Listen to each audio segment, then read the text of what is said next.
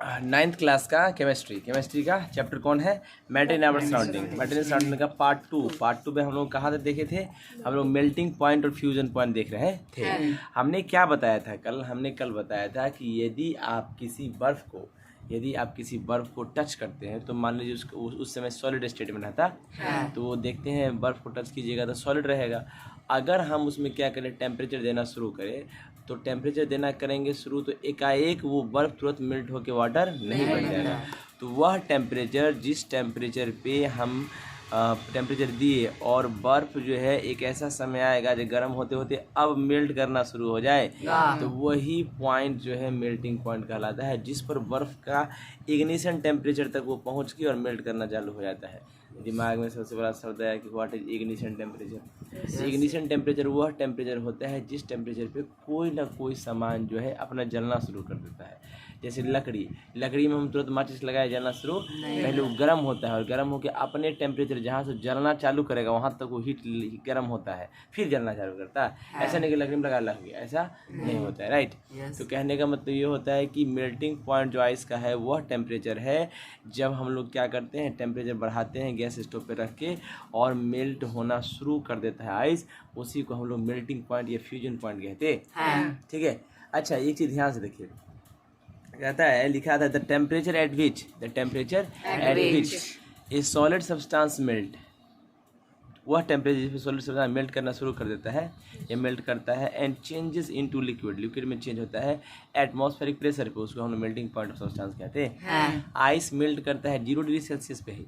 अभी कुछ देर पहले देखते थे कि आइस को 0 डिग्री सेल्सियस पे ही रखते हैं, तो आइस का 0 डिग्री सेल्सियस रहता है तो सॉलिड रहता है, लेकिन यहाँ कह रहा है कि मेल्ट करना शुरू कर देता है। बिल्कुल सही बात है।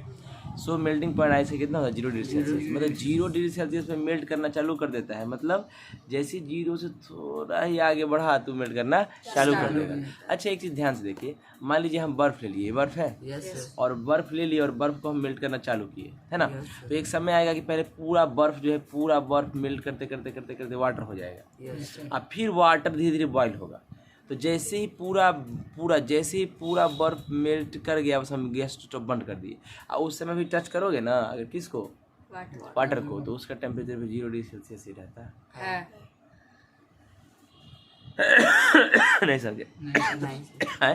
वापस सुनो, मैंने कहा कि अगर हम लोग बर्फ ले लिए, राइट, ये बर्फ ले लिए, कटोरा में रखे और टेम्परेचर बढ़ाते गए, तो पहले मेल्ट करना चालू करेगा, मेल्ट करके पानी बनेगा। जैसे ही लास्ट वाला दिखाई देगा पानी बना, बस हम बंद कर देंगे गैस, तो तुम उस समय टच करोगे तो पानी ठंडा ही रहेगा, और उसका टेम्परेचर मेजर करो तो 0 डिग्री सेल्सियस ही रहेगा।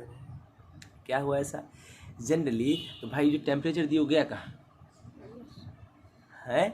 हम जो टेम्परेचर दिए, अभी मैंने कहा कि 0 डिग्री सेल्सियस पर बर्फ़ था, फिर 0 डिग्री सेल्सियस पर मेल्ट करना चालू कर दिया, तो मेल्ट करते करते करते वाटर हो गया, लेकिन जैसे ही लास्ट वाला बर्फ़ का टुकड़ा था, जैसे ही मेल्ट किया हम बंद कर दिए। तो बंद जब किए ना, तो फिर जब मेजर किए, थर्मामीटर डाल के चेक किए, तो वापस से वो जो बर्फ़ पानी था वो भी 0 डिग्री सेल्सियस पर था। तो जो इतना टेम्परेचर हम दिए गैस का, वो गया कहाँ? जनरली ये जो टेम्परेचर हम दिए वो बर्फ़ के पार्टिकल्स के बीच जो inter particle force of attraction होता है मॉलिक्यूल्स के बीच, उस मॉलिक्यूल्स के बीच inter particle force of attraction को तोड़ने में सारा एनर्जी लॉस कर दिया। वो सारा energy inter particle force of attraction को तोड़ने में चला गया, न कि आइस को मेल्ट कराने में।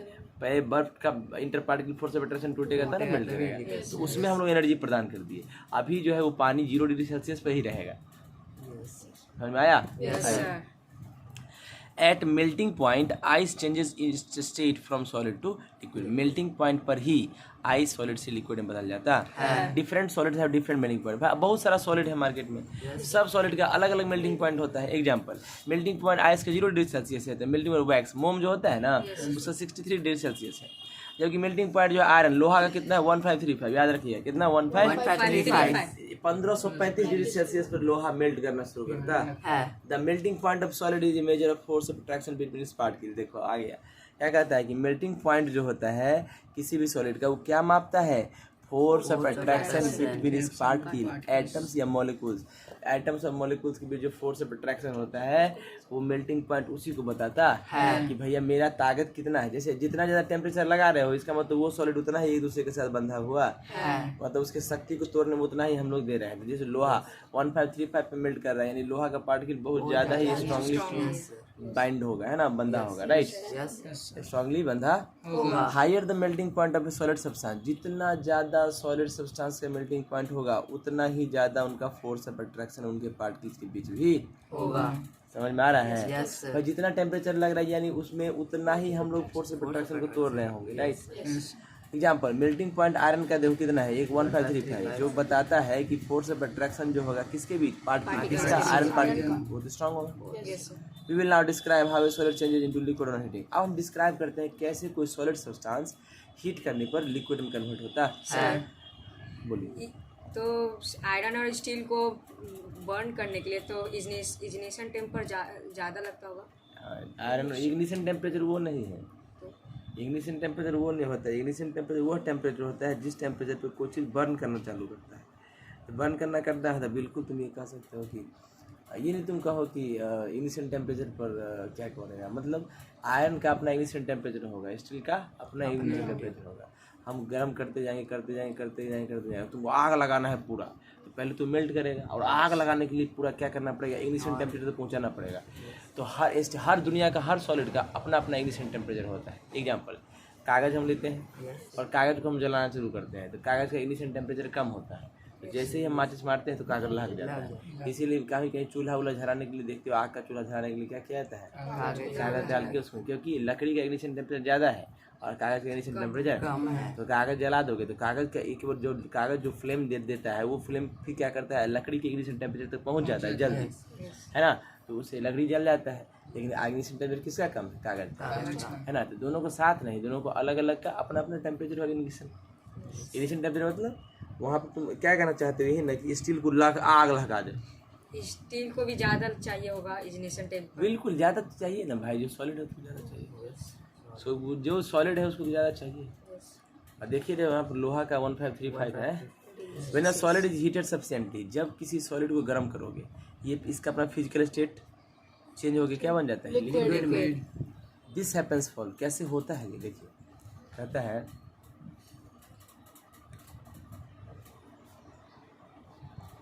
When a solid substance is heated, जब कोई सॉलिड सब्सटेंस गर्म करते हैं, the heat energy makes it's particle vibrate, तो इसका हीट एनर्जी जो है इसके पार्टिकल को वाइब्रेट कराता है। इसका हीट एनर्जी क्या करता है, इसके